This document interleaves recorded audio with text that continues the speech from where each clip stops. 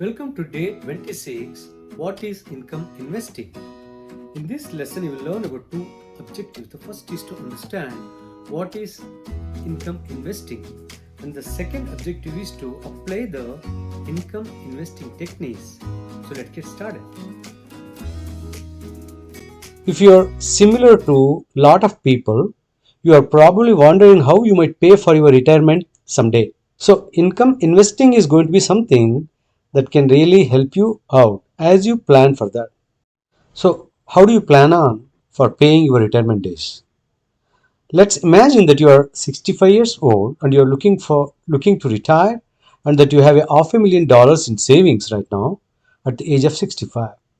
If you spend $50,000 a year of that savings and you also invested that $500,000 at 7% a year, you would be broke by the age of 80. And this is something that I don't think a lot of people really consider and think about.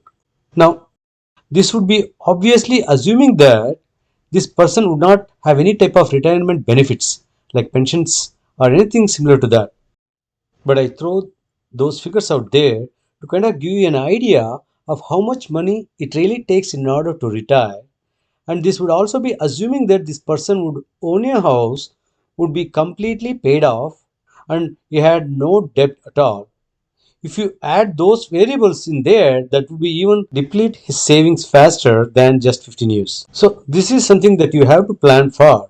This is something that you have to think about, because if you don't do it properly, you are going to be in a situation that when you are older, you are not going to have the funds and the resources to continue living the lifestyle that you want to live. So that's why I am introducing income investing. So what is that? Income investing is purchasing stable stocks and bonds that pay dividends and coupons. If you own enough of these stocks and bonds and you acquire them through the years, the dividends and the coupons will then provide the income for your retirement. And if that income is enough to meet your spending requirements, then the equity and the par value of those investments will remain or even grow as the time marches on. So, to give an example of that, let's say we have Mr. Charlie on the screen, and let's say that Charlie maxed out his IRA from the time he was 22 years old until the time he was 65. And if he was making that $5,000 contribution from that time duration that I just mentioned, almost about $1 million. So if that's the situation, and let's assume that Charlie was buying companies that were paying dividends, paying those 3% dividends, and purchasing bonds that were paying decent returns like 5 or 6%, if he had buying these throughout the duration of his life up till the age of 65, those dividend payments wouldn't be 3%. They would continue to grow with the company, and they might turn into 5% or 6% based off of that initial price that he purchased the stock for. So let's assume that his average over the duration is 5%. So if Charlie has $1 million saved when he is 65 and he retires, those stocks and bonds that he would have been purchasing throughout the duration will be paying him $50,000 a year, just an income alone based off of the dividends and coupons that he had received off of that $1 million. So that's what a 5% return on dividends and coupons will bring you with $1 million. So let's assume that if Charlie adheres to the rule where a lot of people will recommend that if you are 30 years old on your birth certificate, you should have 30% invested in bonds and 70% in stocks. I'm not going to go as far as to say that, but we are just going to use this as an example and say that Charlie adheres to the advice, and since he is 65 years old, let's just say that he has about 60% of his money in bonds and 40% in stocks. So that 40% equates to 400,000 for his stocks. And if that's the case, those stocks are going to continue to grow just as long as he picked good stable companies that are growing their equity and also growing their earnings. That $400,000 is going to continue to grow as it continues to pay him the dividend payments as well. So his $50,000 a year that he is receiving in totality for all of his investments might turn into 55K or might turn into 60K as dividend payments continues to increase on that 400,000 of on stocks and equities. So how can you invest in a company that provides those benefits now and into your return? And the answer is that you have to really adhere to all the advice that I mentioned in day 18 Charlie Munger's 4 rules of investing video, where you have to invest in a stable company and you also have to invest in a company that pay dividends. Now, I did not really describe why you want to pick something that pays dividends back then, but this is the reason why. Is because you are income investing. So let me give you an example of companies that are paying decent dividends but had a lot of debt and how those dividends were not received. The thing that you have got to think about is you are going to think about as if you are the owner of this company at age 65.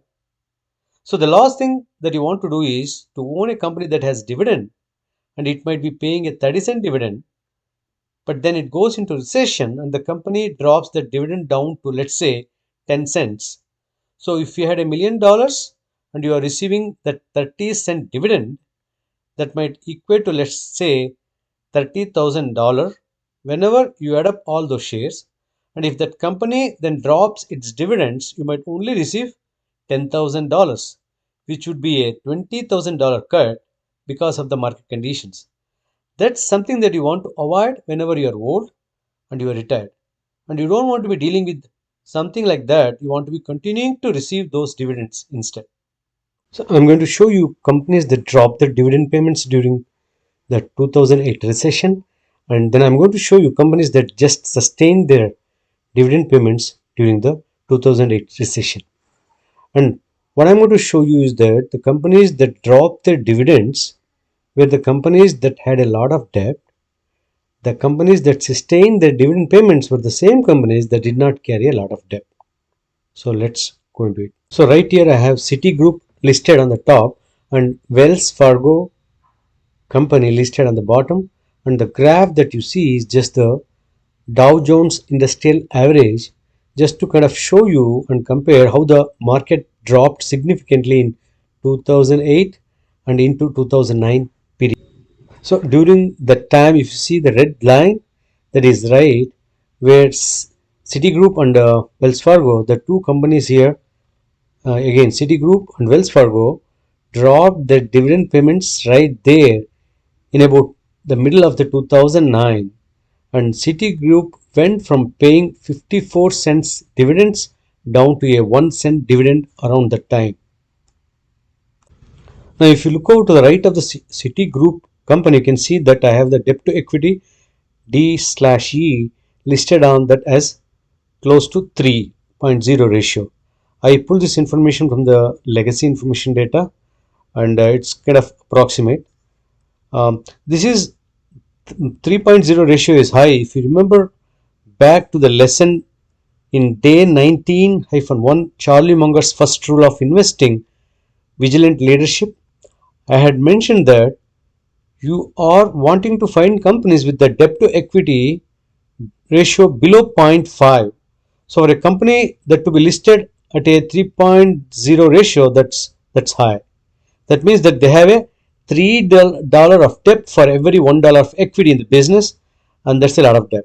So what Citigroup had to do during those troubling times is they had to cut the dividend, which was a wise decision for the company. They should not be putting more money in their own pockets whenever they are going through difficult times like this and have a lot of debt. So they made the right decision.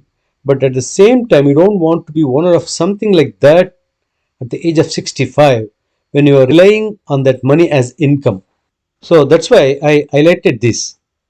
And next, if you look at the Wells Fargo company, they actually took a cut. They went from 34 cents dividend down to 5 cents. And they had debt to equity ratio of approximately 2.5 ratio. But both these are financial companies, and that was a result of the financial crisis.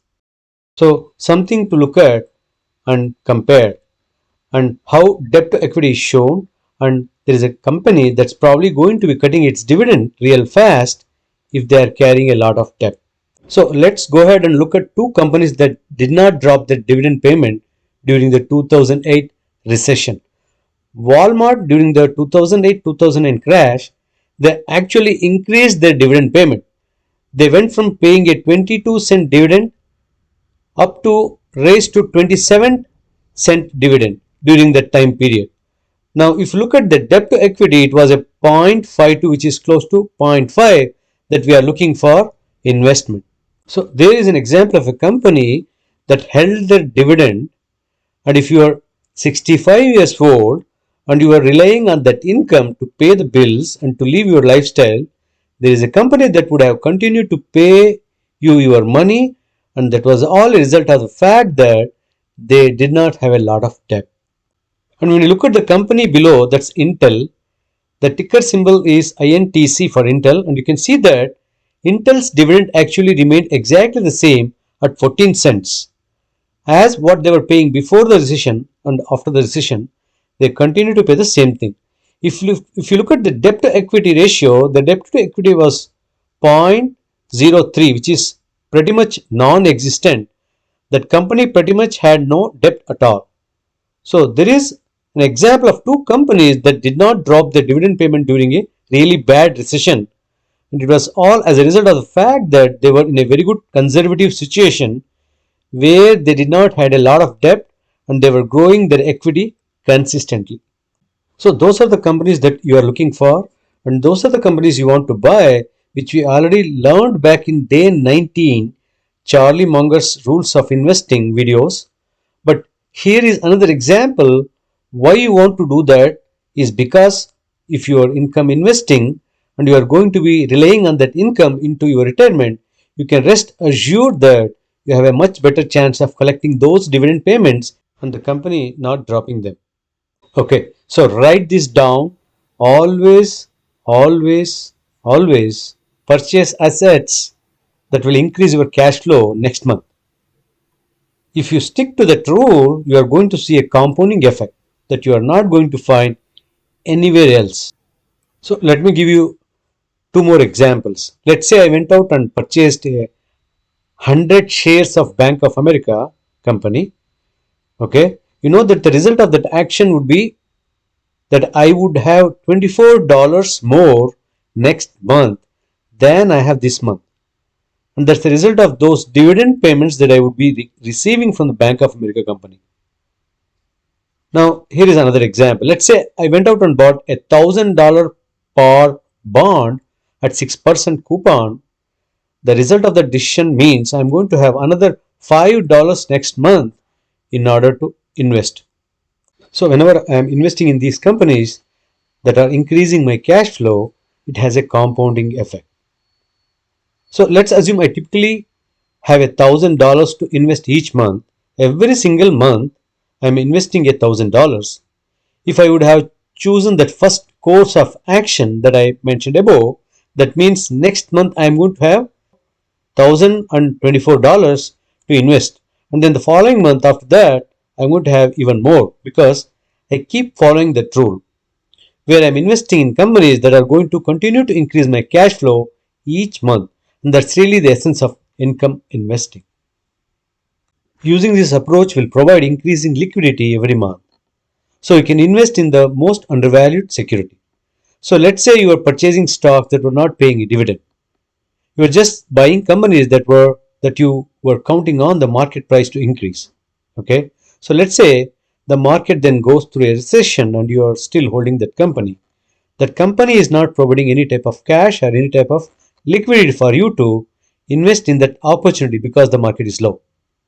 Now, if you are consistently buying companies that pay dividends, you are receiving those dividend payments, so then you can take that money, take that cash and plug it into now whatever undervalued asset is out there, whether it's a stock or a bond or preferred shares or whatever.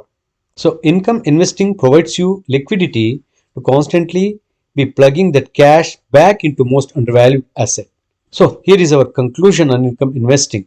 Income investing is going to provide you quarterly payments or semi-annual payments if you are doing bonds. that are going to give you a cash flow and a source of income whenever you go into retirement. So if you start buying them now, these dividend payments are going to do nothing but increase if you are buying decent companies, and if you are going to have even a higher yield on your money whenever you go to retire. And here is a rule of thumb that I would like to use. I like to find companies that pay about 1/3 of their earnings through dividends, and the other 2/3 go back into the book value of the business. That 2/3 going back into the business, into the book value, I don't have to pay taxes on. So that's why I prefer kind of this ratio. But then 1/3 that I get through dividends then affords me that opportunity to continue to invest that cash flow into undervalued assets. So that's the ratio I personally use, and that's what I'm kind of looking forward.